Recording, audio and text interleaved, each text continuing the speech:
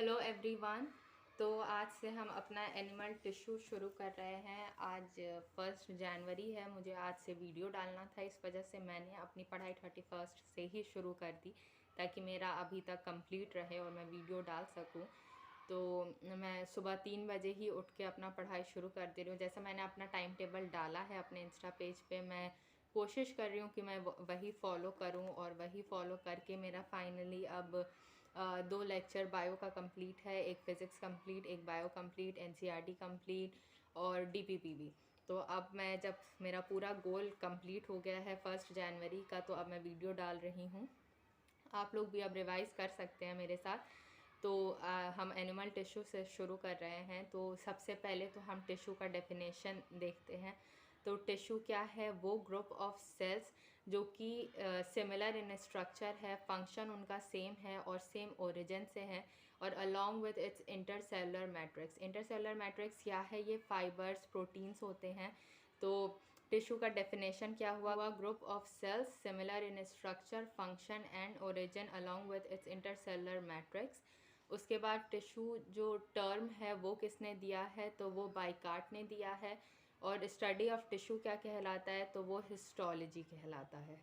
ठीक है। उसके बाद हमने पढ़ा कि एम्ब्रियोनिक स्टेज में हमारे पहले हमारे सेल्स को कुछ नहीं पता होता है कौन सेल्स क्या करेगा। तो उसके बाद जब सारे सेल्स 3 जर्म लेयर में डिवाइड हो जाते हैं, एक्टोडर्म, मीजोडर्म और एंडोडर्म। उसके बाद जितने भी कॉम्प्लेक्स मल्टीसेलुलर ऑर्गेनिज्म हैं वो सब 4 बेसिक टाइप के टिश्यू से बने हुए रहते हैं। और इन टिश्यू को हम on the basis of structure, function and location हम डिवाइड करते हैं। तो कौन कौन से हैं? Epithelial tissue, connective tissue, muscular tissue and nervous tissue. ठीक है। अब इन तीनों का ओरिजिन देखें तो एपिथेलियल टिश्यू जो है वो तीनों जर्म लेयर से बना हुआ है, एक्टोडर्म, मीजोडर्म एंड एंडोडर्म से। और कनेक्टिव टिश्यू जो है वो बना है मीजोडर्म से। मस्कुलर टिश्यू भी मीजोडर्म से बना हुआ है। और उसके बाद नर्वस टिश्यू हमारा एक्टोडर्म से बना हुआ है। तो सबसे पहले हमारा एपिथेलियल टिश्यू है, तो उसमें ये आप डायग्राम देख सकते हैं। तो सबसे ऊपर जो है वो एपिथेलियल सेल्स हैं, उसके नीचे है हमारा बेसमेंट मेम्ब्रेन और उसके नीचे है हमारा कनेक्टिव टिश्यू। अब एपिथेलियल सेल्स जो हैं वो एवैस्कुलर होते हैं, उसमें कोई ब्लड वेसल्स प्रेजेंट नहीं होता है। और उसके नीचे जो है बेसमेंट मेम्ब्रेन, वो 2 लेयर से बना हुआ है, basal lamina and reticular lamina. Basal lamina जो है वो ग्लाइकोप्रोटीन से बना है और म्यूकोपॉलीसेकेराइड से। और रेटिकुलर लेमिना जो है वो फाइबर से बना हुआ है। अब इसका फंक्शन क्या है बेसमेंट मेम्ब्रेन का? तो ये सपोर्ट प्रोवाइड करता है, फ्लेक्सिबिलिटी प्रोवाइड करता है और हेल्प करता है केमिकल एक्सचेंज में। क्योंकि एपिथेलियल, अच्छा अब पहले फिर नीचे आए तो कनेक्टिव टिश्यू है। कनेक्टिव टिश्यू में हमारा ब्लड वेसल्स प्रेजेंट होता है। अब एपिथेलियल सेल्स में ब्लड वेसल्स तो है नहीं, तो वो न्यूट्रिशन कैसे लेगा? तो बेसमेंट मेम्ब्रेन का यही काम है कि वो न्यूट्रिशन जो है वो कनेक्टिव टिश्यू से डिफ्यूजन के थ्रू कनेक्टिव टिश्यू से लेकर एपिथेलियल सेल्स तक पहुंचाता है। ठीक है। अब एपिथेलियल सेल्स के बारे में अगर हम देखें तो टोटल 7 पॉइंट्स हैं। वो प्रेजेंट कहाँ होता है? तो वो कवरिंग और लाइनिंग में प्रेजेंट होता है। उसका फ्री सरफेस होता है और वो डिफरेंट शेप्स एंड साइजेस में प्रेजेंट होते हैं। और सिंगल लेयर भी हो सकता है, मल्टी लेयर भी हो सकता है। और पावर ऑफ रीजनरेशन बहुत ज़्यादा होता है, क्योंकि वो हमारे जैसे स्किन में प्रेजेंट होता है तो वहाँ पर सेल्स बहुत ज़्यादा डैमेज होते हैं, इसलिए पावर ऑफ रीजनरेशन वहाँ बहुत ज़्यादा होता है। और ये एवैस्कुलर होता है, ब्लड वेसल्स नहीं होते हैं। और सेल्स इतने टाइटली पैक्ड होते हैं कि लगभग इंटरसेलुलर मैट्रिक्स नहीं होता है या बहुत कम होता है। अब उसके बाद हम इस एपिथेलियल टिश्यू को भी डिवाइड कर देते हैं नंबर ऑफ सेल्स के बेसिस पर, नंबर ऑफ लेयर के बेसिस पर।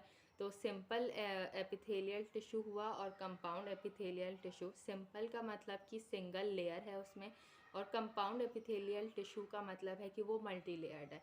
अब पहले सिंपल एपिथेलियल टिश्यू को देखें हम तो वो भी on the basis of shape हमने 5 में डिवाइड किया है।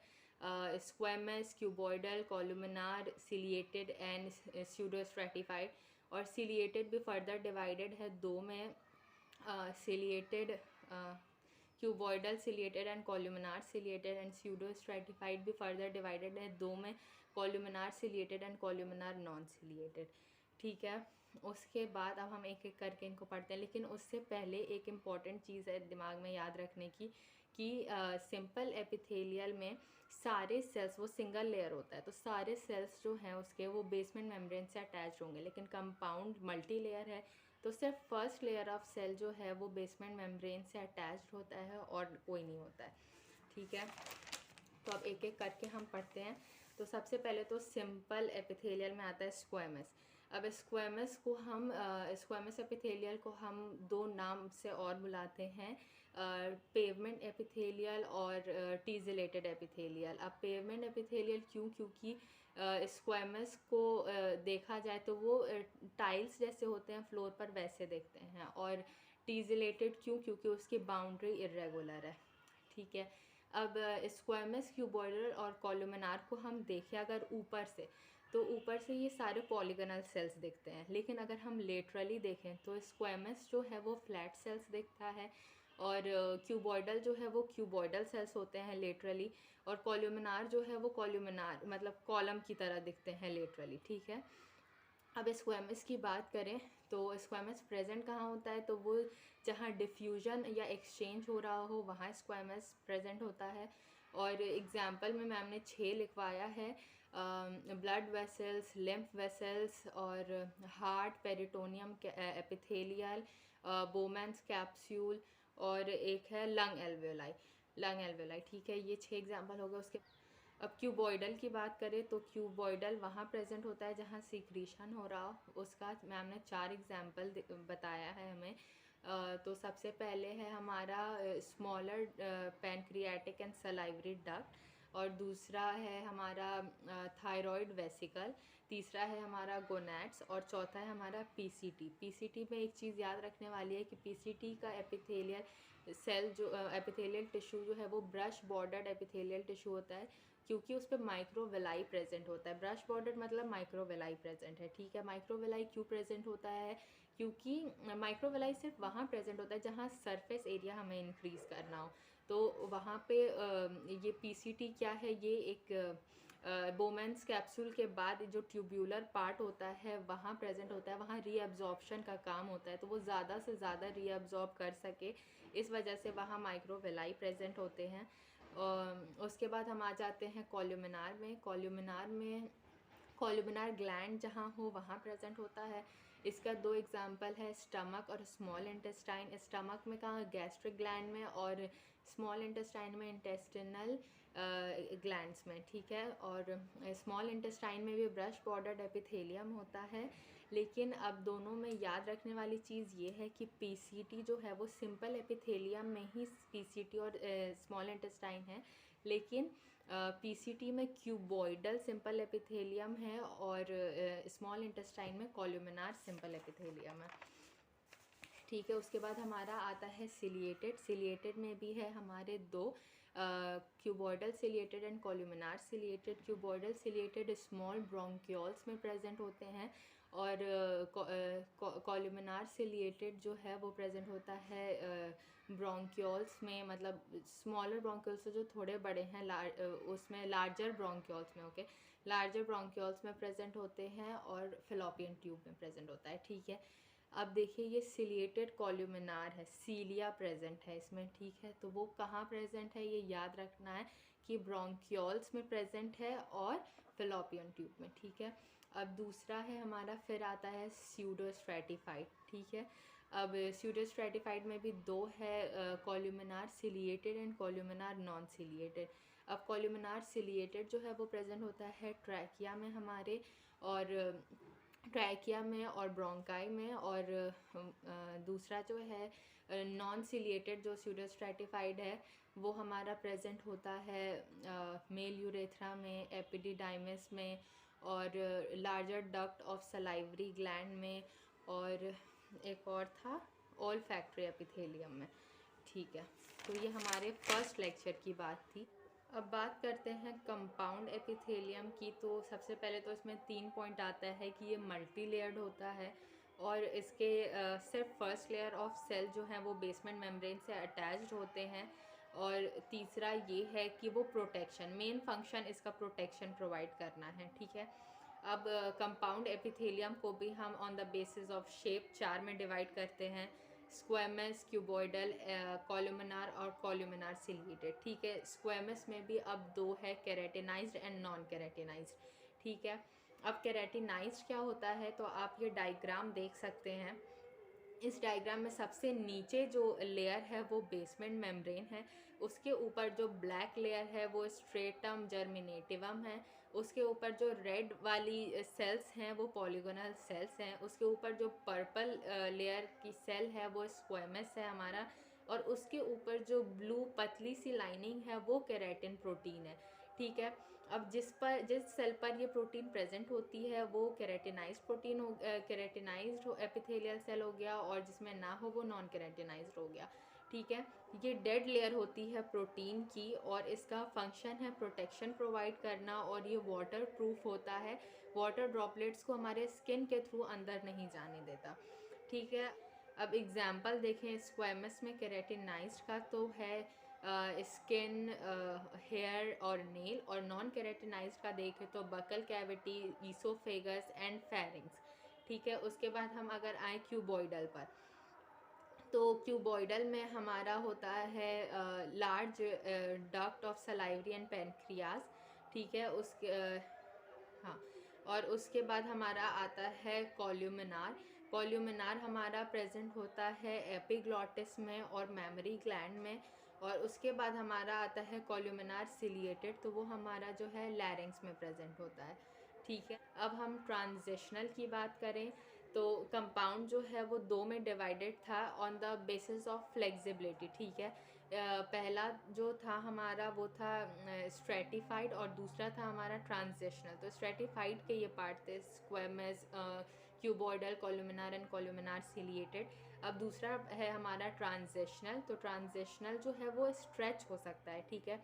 तो जब ये स्ट्रेच होता है ये एपिथेलियल, तो सेल्स जो हैं उसके वो शेप चेंज करते हैं अपना, ठीक है। और बेसमेंट मेम्ब्रेन बहुत थिन होता है इसका, और जब स्ट्रेच करिए तो बेसमेंट मेम्ब्रेन ऑलमोस्ट डिसअपियर हो जाता है, ठीक है। और ये 5 से 6 लेयर में होते हैं।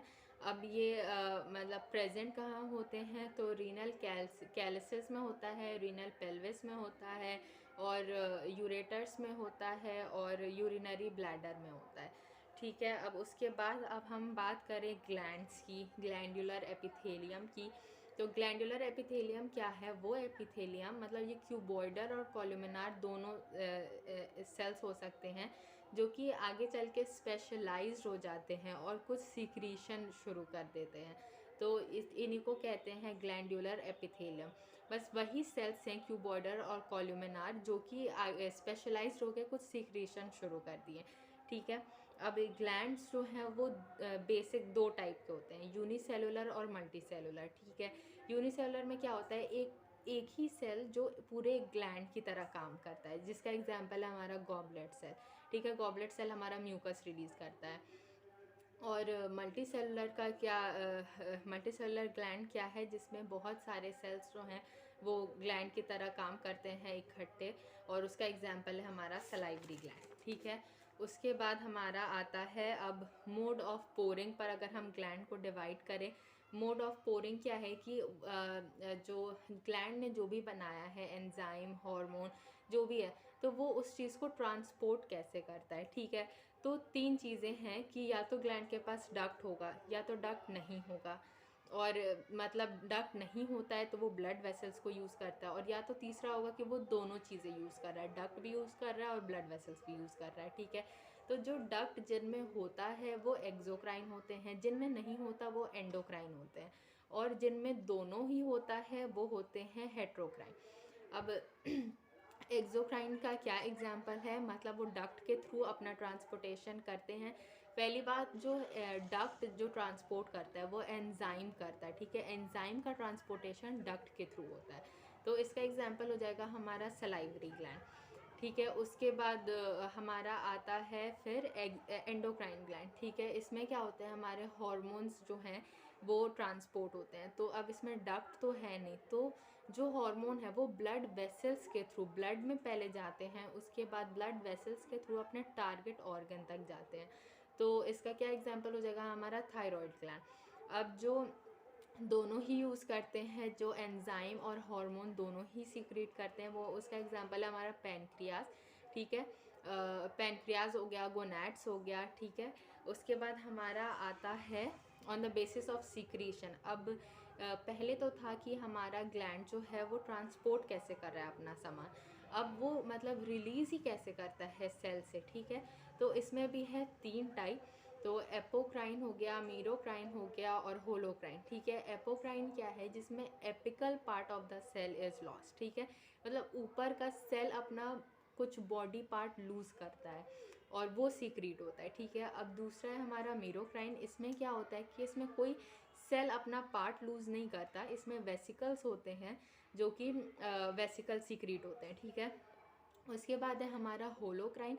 होलोक्राइन में क्या है कि सेल जो है पूरा ही लूज, मतलब पूरा सेल ही अब सीक्रेट हो जाता है, पूरा सेल लॉस्ट हो जाता है, ठीक है। अब हमारा एपोक्राइन का एग्जाम्पल है जिसमें सेल अपना कुछ पार्ट लूज़ करता है, वो है मेमोरी ग्लैंड। और जिसमें सेल जैसे मीरोक्राइन, उसमें सेल अपना कोई पार्ट लूज़ नहीं करता जैसे सलाइवरी ग्लैंड। और जिसमें कि सेल पूरा ही लॉस्ट हो जाता है, वो है हमारा ऑयल ग्लैंड। अब उसके बाद हमारा टॉपिक है सेल जंक्शन। अब सेल जंक्शन क्या है, ये एक पॉइंट ऑफ कांटेक्ट है दो सेल्स के बीच में, ठीक है। अब इसमें भी 3 टाइप का होता है। एक तो 3 टाइप का होता है cell junction: tight junction, gap junction and adhering junction, ठीक है। टाइट जंक्शन का क्या फंक्शन है, वो प्रिवेंट करता है लीकेज, कि सेल की कोई चीज़ लीक ना कर जाए, बाहर ना चली जाए।